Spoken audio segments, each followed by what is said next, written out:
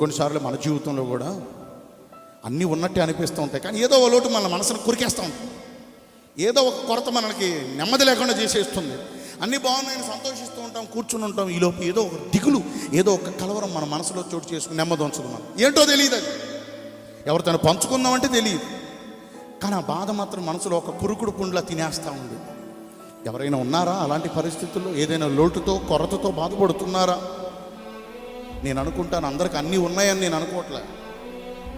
ఏదో ఒక లోటుతో, ఏదో ఒక కొరతతో వెనక్కి తిరిగి చూసుకుంటే ఏదో ఒక కొరత, ఏదో ఒక లేమి జనాల్లో ఉంది అని నేను అనుకుంటాను.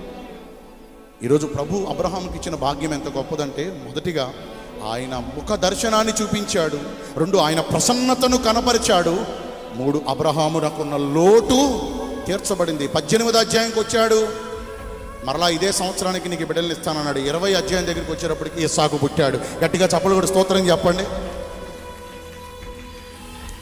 అంటే అప్పటి వరకు అబ్రహాముకి లేనిది దేవుడు అబ్రహాముకి ఇచ్చాడు. ఎన్ని ఉన్న అబ్రహాముకి నవ్వులేదు, ఎన్ని ఉన్న అబ్రహాముకి నవ్వులేదు, కానీ అబ్రహాము నవ్వును పొందుకున్నాడు.